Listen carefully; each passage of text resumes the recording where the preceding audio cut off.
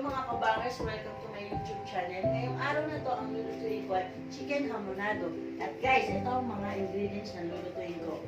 Meron tayong garlic, onion, chicken, black pepper, salt, pinya, mantika, toyo, at mamasita. O paano guys? Magsisimula na akong lutuin ang aking chicken hamonado.